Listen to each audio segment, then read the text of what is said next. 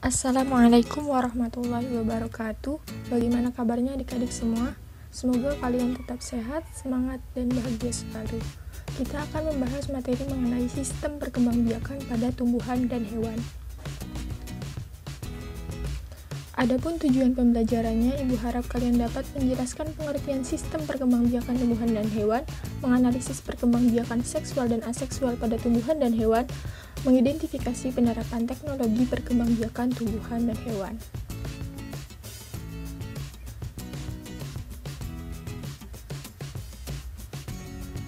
Bagian yang akan dipelajari mengenai sistem perkembangbiakan tumbuhan dan sistem perkembangbiakan hewan.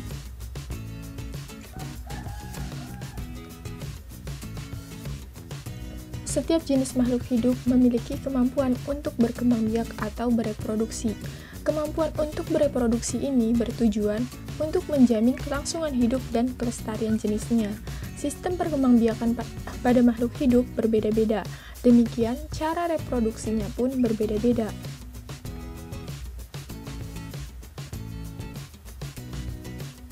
Sistem perkembangbiakan pada tumbuhan ada pada tumbuhan Angiospermae, Gymnospermae, tumbuhan lumut dan tumbuhan paku. Kemudian ada teknologi reproduksi pada tumbuhan.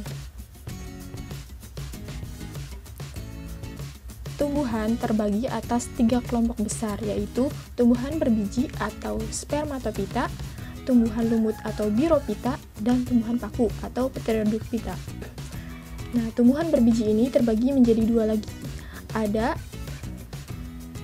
tumbuhan Angiospermae atau tumbuhan berbiji tertutup. Contohnya di sini mangga. Biji mangga tertutup oleh daging buah mangga. Dan ada Gymnospermae atau tumbuhan berbiji terbuka. Contohnya di sini pinus.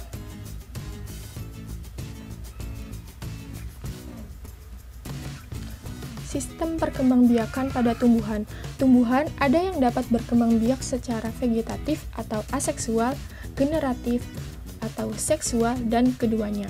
Vegetatif adalah cara reproduksi tanpa didahului oleh peleburan sel kelamin jantan dan betina. Generatif merupakan cara reproduksi yang didahului oleh peleburan sel kelamin jantan dan betina.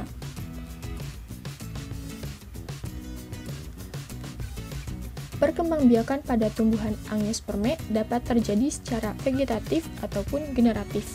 Vegetatifnya ada vegetatif alami maupun vegetatif buatan.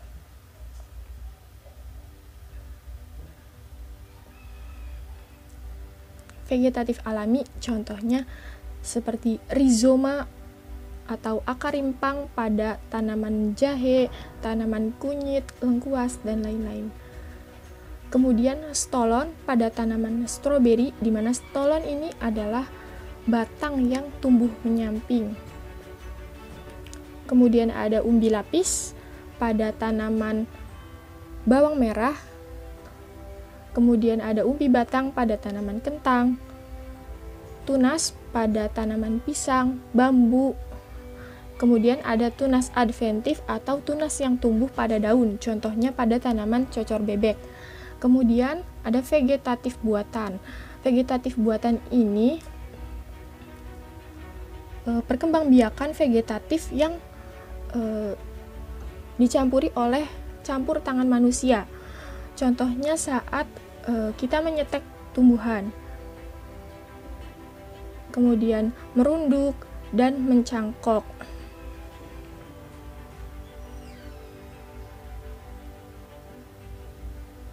Perkembangbiakan generatif. Nah, perkembangbiakan generatif atau perkembangbiakan secara seksual, di mana alat kelamin pada bunga atau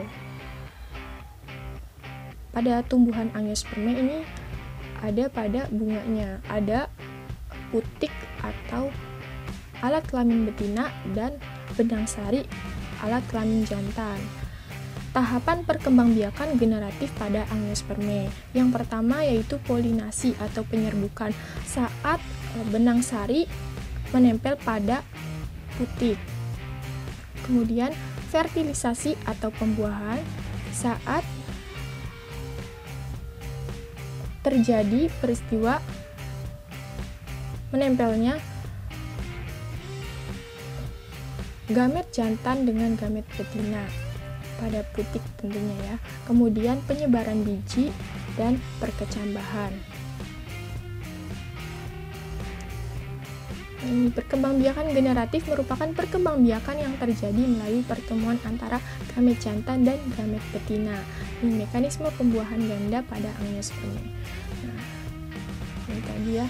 Ini putik ini alat kelamin betina dan benang sari merupakan alat kelamin jantan yang akan menghasilkan serbuk sari atau sel spermanya ya. Kemudian terjadi proses fertilisasi. Ini fertilisasi apabila diperbesar seperti ini. Ketika bulir serbuk sari membentuk buluh serbuk sari, kemudian membuahi ovum di dalam putik ya. Nah, ini ada sel telur atau ovum yang generatif dan inti sel vegetatif, di mana akan pembuahan sel telur oleh inti sel generatif 1 akan menjadi biji, kemudian pembuahan 2 inti kandung lembaga sekunder sel generatif 2. Nah, nanti ada hasil pembuahannya itu ada yang menjadi biji dan ada yang menjadi daging buah. Seperti itu. Ini biji dapat berkecambah dan menjadi tanaman baru.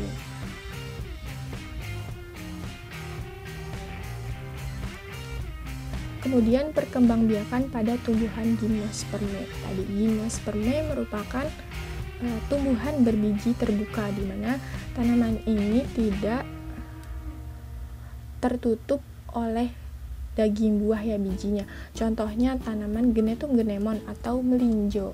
Nah, tumbuhan gimnospermae memiliki alat reproduksi berupa strobilus. Strobilus jantan menghasilkan gamet jantan atau serbuk sari, sedangkan strobilus betina menghasilkan gamet betina. Nih, ini gamet jantan atau ini strobilus jantan yang menghasilkan gamet jantan, dan yang ini strobilus betina yang menghasilkan gamet betina. Reproduksi pada gimnospermae diawali dengan penyerbukan dengan bantuan angin. Nah, serbuk sari dilengkapi dengan sayap sehingga memudahkan geraknya menuju strobilus betina.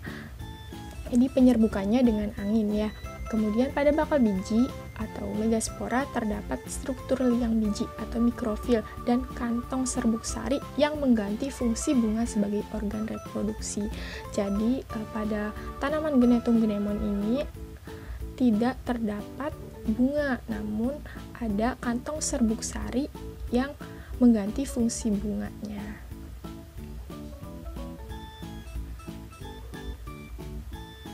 Metagenesis tumbuhan gimnospermae. Metagenesis ini merupakan peralihan keturunannya, di mana tumbuhan gimnospermae yang memiliki strobilus jantan dan betina kemudian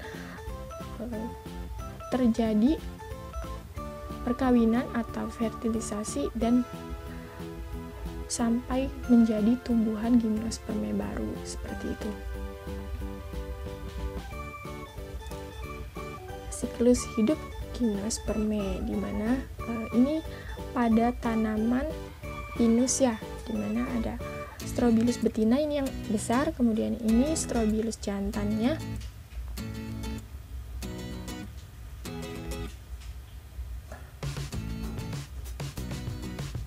Nah, proses sampai terjadi fertilisasi dan menjadi tumbuhan baru.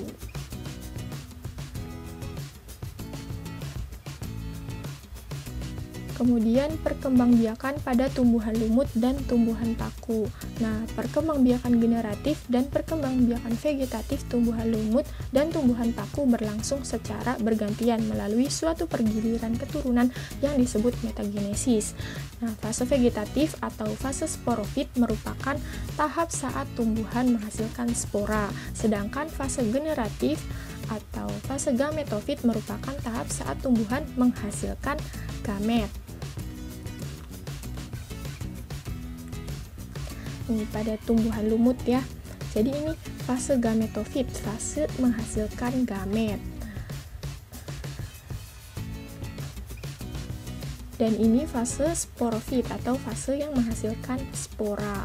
Ini kotak sporanya itu yang akan menghasilkan sporanya.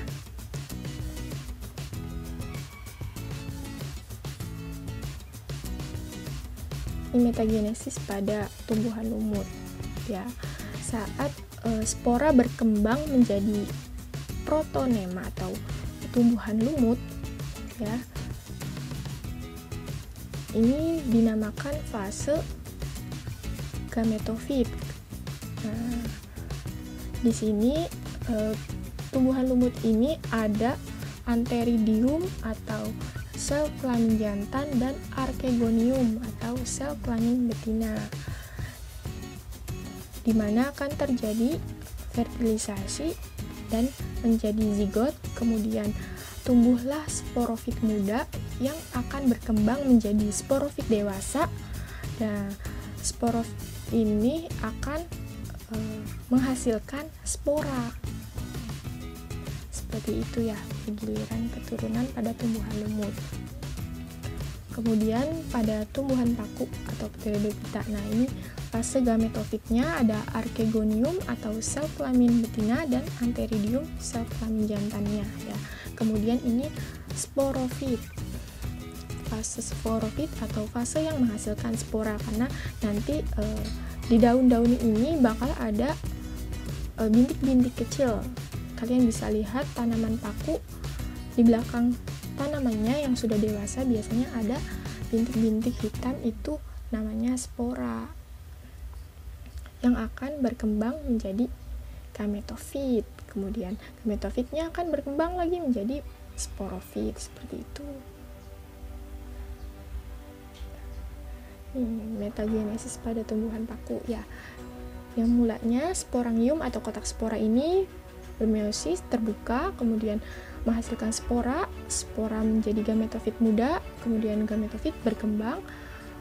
Ini terdapat antheridium dan archegonium, kemudian terjadi pembuahan, zigotnya bermitosis dan menjadi sporofit muda. Ini masih ada fase gametofit, namun ini udah sporofit ya. Kemudian ini jadi sporofit dewasa, seperti itu. Teknologi reproduksi pada tumbuhan, ada hidroponik, metode budidaya tanaman menggunakan air. Nah, tanaman akan menyerap nutrisi yang terlarut dalam air untuk tumbuh.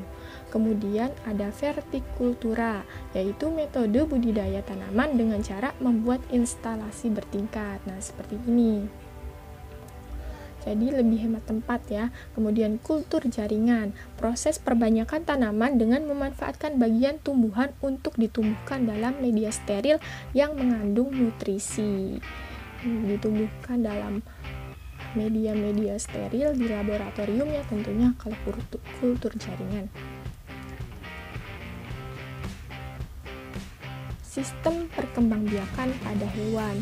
Hewan terbagi menjadi dua kelompok besar, ada hewan vertebrat atau hewan yang memiliki tulang belakang dan invertebrata atau hewan yang tidak memiliki tulang belakang. Nah, bahasan materinya mengenai perkembangbiakan aseksual pada hewan, perkembangbiakan seksual pada hewan, siklus hidup hewan, dan teknologi reproduksi pada hewan. Nah, perkembangbiakan aseksual pada hewan. Yang pertama yaitu pertunasan. Pertunasan ditandai dengan munculnya tunas berupa tonjolan pada tubuh induknya. Contohnya pada hewan hidra dan obelia. Hewan juga dapat bertunas, tapi hewan tertentu saja ya, yaitu hidra dan obelia. Kemudian fragmentasi, yaitu cara berkembang biak aseksual menggunakan fragmen atau potongan tubuhnya. Contohnya planaria atau cacing pipih. Jadi planaria ini dapat memotong tubuhnya, atau saat dipotong maka tidak mati, melainkan menjadi individu baru. Seperti ini, dipotong jadi dua ya, ini potongan tubuhnya jadi individu baru gitu. Kemudian ada partenogenesis, merupakan peristiwa perkembangbiakan sel kelamin betina menjadi individu baru tanpa melalui pembuahan. Contohnya pada kecoa dan lebah ya, dimana ini lebah ratu, sel kelamin betinanya bermeiosis dan terjadi partenogenesis dan menjadi lebah pekerja seperti itu. Kemudian ada perkembangbiakan seksual pada hewan. Nah, perkembangbiakan seksual terjadi melalui proses perkawinan antara hewan jantan dengan hewan betina sehingga terjadi fertilisasi.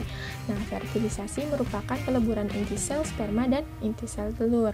Fertilisasi antara sel sperma dengan ovum akan menghasilkan zigot yang akan berkembang menjadi embrio. Nah, fertilisasi pada vertebrata dapat terjadi secara internal dan eksternal. Nah, berdasarkan cara perkembangan dan kelahiran embrionya, hewan yang berkembang biak secara seksual dibagi menjadi 3 jenis, yaitu ovipar atau perkembangbiakan hewan dengan cara bertelur. Contohnya ayam, burung, ya. Kemudian vivipar atau perkembangbiakan hewan dengan cara melahirkan. Contohnya seperti sapi, kucing, ya. Kemudian ovovivipar, yaitu perkembangbiakan hewan dengan cara bertelur dan melahirkan. Nah, embrio hewan ini berkembang di dalam telur yang masih berada di dalam tubuh induknya. Setelah cukup umur, embrio akan menetas dan keluar dari tubuh induknya seperti melahirkan. Contohnya pada kadal, buaya, kemudian ular anaconda. Tahu? Nah, seperti itu. Kemudian siklus hidup hewan. Siklus hidup hewan adalah proses pergiliran makhluk hidup dari terbentuknya zigot tumbuh dan mampu membentuk zigot kembali. Pada beberapa jenis makhluk hidup, selama siklus hidupnya terjadi perkembangbiakan secara seksual dan aseksual. Nah, misalnya pada hewan Aurelia atau ubur-ubur. Ini ubur-ubur dapat berkembang biak secara seksual dan aseksual. Nah, cara seksualnya ketika terjadi fertilisasi, tentunya ini fertilisasi saat telur dengan sperma kemudian menjadi zigot menjadi blastula dan terus menjadi polip yang berkembang dan polip dewasa ini kemudian dinamakan koloni polip. Nah, ini seperti bertunas ya, jadi polipnya ini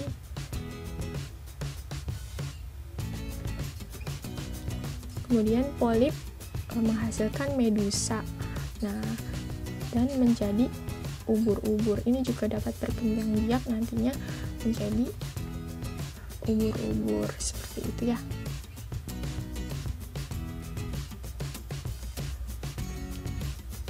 Siklus hidup hewan berikutnya yaitu metamorfosis.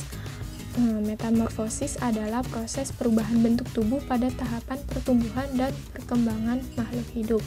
Ada metamorfosis sempurna dan metamorfosis tidak sempurna. Nah, tahapan metamorfosis yang setiap fasenya mengalami perubahan bentuk tubuh yang berbeda-beda adalah metamorfosis sempurna. Contohnya pada katak dan kupu-kupu. Ini pada katak ketika telur menjadi embrio, berkembang jadi kecebong, kemudian terus menjadi katak sampai jadi katak dewasa ya. Kemudian ada metamorfosis tidak sempurna pada belalang. Bentuk hewan muda mirip dengan hewan dewasa pada metamorfosis tidak sempurna ini. Nah, dari telur kemudian berkembang menjadi nimfa dan menjadi imago atau dewasa. Teknologi reproduksi pada hewan. Contohnya yaitu inseminasi buatan. Nah, inseminasi buatan ini atau kawin suntik adalah proses pemasukan cairan sperma ke saluran kelamin hewan betina dengan bantuan alat suntik. Nah, ini ya.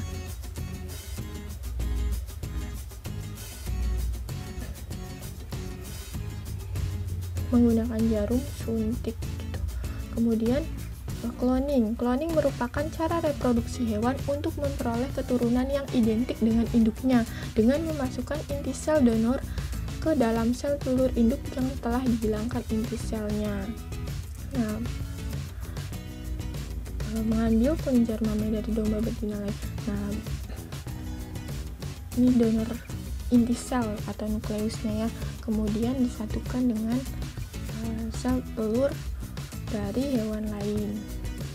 Jadi cloning ini hanya memerlukan hewan betina saja ya, yang akan diambil sel telur dan nukleus donor dari kelenjar mamae. Kemudian disatukan menggunakan sengatan listrik dan embrionya dimasukkan ke dalam uterus domba. Kemudian embrio akan berkembang menjadi seekor domba. Seperti itu. Ini hasil domba cloningnya. Kesimpulan pada materi kali ini, yang pertama, tumbuhan dan hewan dapat melakukan perkembangbiakan secara aseksual atau vegetatif dan seksual atau generatif untuk menjamin kelangsungan hidup serta kelestarian jenisnya. Reproduksi aseksual atau vegetatif adalah perkembangbiakan tumbuhan atau hewan tanpa melewati proses fertilisasi. Perkembangbiakan aseksual menggunakan organ tubuh ataupun bagian tubuh dari tumbuhan atau hewan, sedangkan reproduksi seksual atau generatif adalah perkembangbiakan yang melalui proses fertilisasi, yaitu peleburan inti sel kelamin jantan atau sel sperma dan inti sel kelamin betina atau sel telur. Nah, teknologi perkembangbiakan pada tumbuhan meliputi vertikultur, hidroponik, dan kultur jaringan pada tumbuhan ya. Kemudian teknologi perkembangbiakan pada hewan misalnya inseminasi buatan dan cloning. Terima kasih sudah menyimak materi kali ini. Silakan dikerjakan evaluasinya. Apabila ada yang bertanya, silakan lewat WA Ibu ya. Semangat semuanya belajarnya walaupun dari rumah. Wassalamualaikum warahmatullahi wabarakatuh.